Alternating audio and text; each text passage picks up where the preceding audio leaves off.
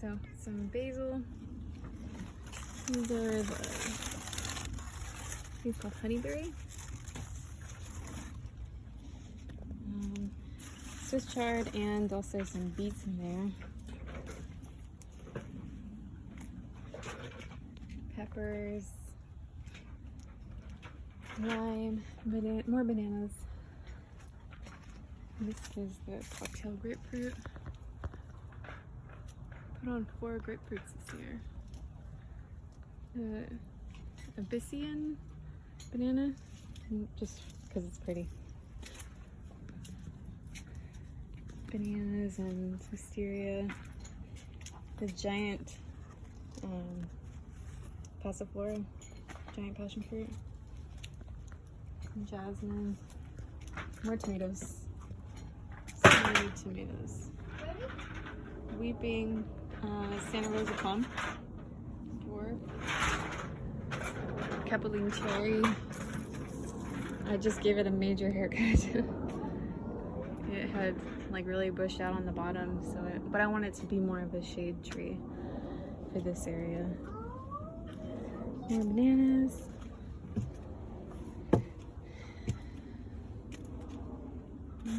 This is the goji berry, and it put on a lot of berries this year. There's so many grapes on here. The Concord grape. Got raspberries, which kind of got roasted over here. This raspberry plant always puts on a lot of berries. There's the Mexican sunflower, and I literally just cut that maybe like not even last month. It grows so fast. Loroco. It's a Central American plant that you eat the flowers and it tastes really amazing in different dishes. Plus dragon fruit. And then hiding in here is the Rollinia Annona. It kind of died back during the winter. This is the 2nd or 3rd year in the ground. And it seems to be doing fine. I think it really gets a lot of protection too from the Mexican sunflower. This is another Rollinia, which is even healthier.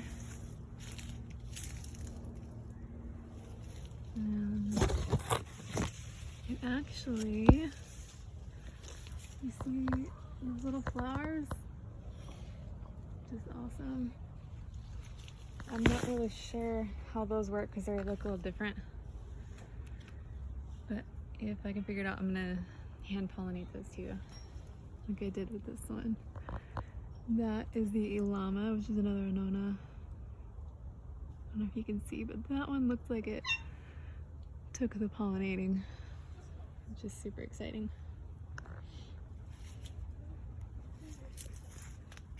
It's got, this one is the red flush Annona, and it's actually one that grows commonly in Guatemala, and my husband's from there. He says it's like the best tasting Annona he'll ever have, so I'm excited. White mulberry, that's the Turkish white mulberry. Volunteer cauliflower. My jocote tree. It's finally waking up. This tree scares me every year, like it's gonna die, but it comes back every year. It's always the first to lose its leaves and then the last to grow them back. I haven't gotten fruit yet, but I might this year, hopefully. Most of this has been in the ground 3 years, and I condensed planted everything pretty much all at once in between a semester. This is the Lisa Annona, and I had it in the ground and it was dying back, so before it could die I took it out really quick and I potted it up, and thank God it came back because I really like this one too. I need to give it some love. It's a little dwarf fig behind it. That's a seedling of a mango that somebody brought some seeds to the CRFG meeting. My kitty.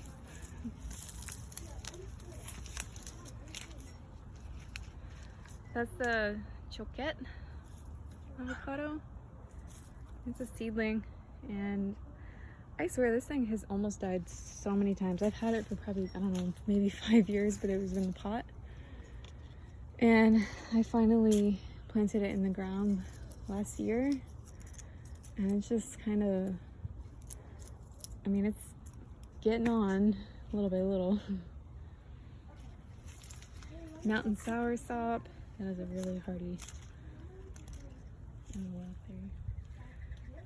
Lots of those in the garden.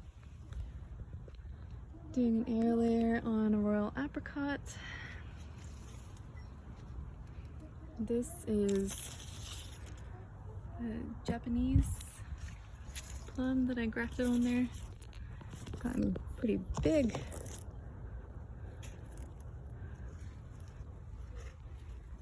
That's a Brewster lychee. My poor lychees are struggling since I haven't been out here really nurturing the garden much lately. This is a surprise avocado. It was like a tiny tree back when I planted it. It's so nice and healthy now. Suriname cherry. That's Zutano. And I grafted a whole bunch of varieties on it because I hear Zutano is not the greatest tasting, but oh, butterfly. But it is a really hardy tree for here in San Diego. And this is the black Suriname cherry, and that's a beautiful elderberry, black elderberry.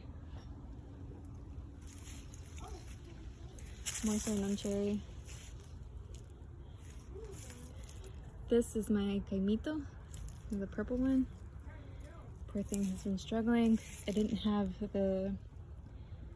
I had a dirt locker, took it out thinking it'd be fine, but this swale kind of gave out. And because my kids and, you know, the cat likes to come through here and stuff, so I ended up bringing this back over here to help it because it's not looking so great. This is the bull's heart or bullock's heart Annona. It's like another or Annona reticulata. That's that one, which I hear is super good. I haven't tried it yet. My African Pride. This one always gives me fruit, but of course I always pollinate too, just to make sure I have lots of fruits, because I like this fruit a lot. This is another caimito, and this is the green one, and it has its dirt walker still, so it's doing all right. It always kind of dies back in the winter, and then it comes back through the summertime. I'm just hoping it gets a bit bigger this year. I think now that everything's kind of growing in around it, it'll happen. Ooh, this ant. So the red guava, the strawberry guava. Hang on, I got ants. That's the ice cream bean, Java plum, this big guy. This is one of the first ones I planted for shade. That is actually a dwarf mulberry, but it's huge. Great for privacy. Lots of native flowers. This is the California yarrow. I did not plant this. A bird did with its poop. And this is a peach tree. Oh wow, you can see some carnage happening here. That's the Florida Prince peach. This thing is always loaded with peaches every like end of spring, early summer. Orange crush, jackfruit, and it smells really like tenacity, so I always have to come and check on it just to make sure it's okay. And what else? Lots of grapes. I got a lot of grapes this year. I put on a lot of fruit. And I have a cherry tree. It really hasn't grown too much in like 3 years. Volunteer Cherimoya, I think. Giant Fuyu persimmon. Patanga tuba. Now, it always flowers every year, but I've only gotten fruit one time. And it's pretty good. It kind of tastes like an interesting tropical apricot, which kind of you wouldn't expect. But it's really pretty looking for it. Strawberry tree.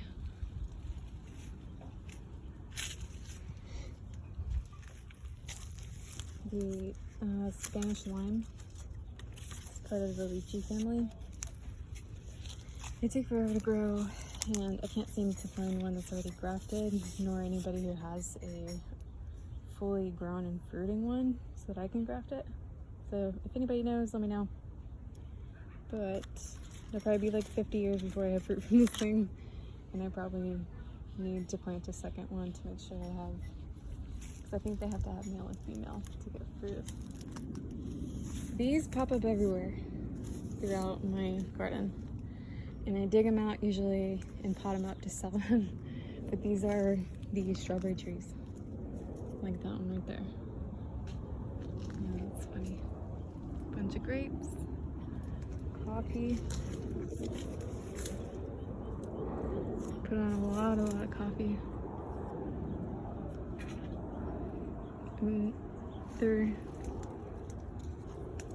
not like amazing tasting, but they're an interesting fruit just to eat too. I mean, obviously you use them for coffee, but I don't think I have enough to make a cup of coffee. Another coffee plant, maybe one day.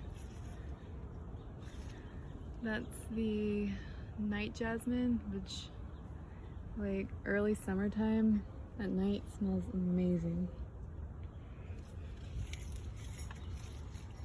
The chocolate persimmon, or not chocolate persimmon, the black zapote. And I finally have lots of flowers this year. I'm really excited. I hope it actually fruits. Every tree up here kind of looks like it's struggling, like maybe it needs some, the soil needs some attention, some chelated iron, or whatchamacallit, it needs some more acid in the soil. Same thing with my raw zapote. It has lots of flowers and it always gives me fruit too, but usually only like 1 or 2. But it doesn't really grow a whole lot, so I think I need to give it, fix the soil a little bit.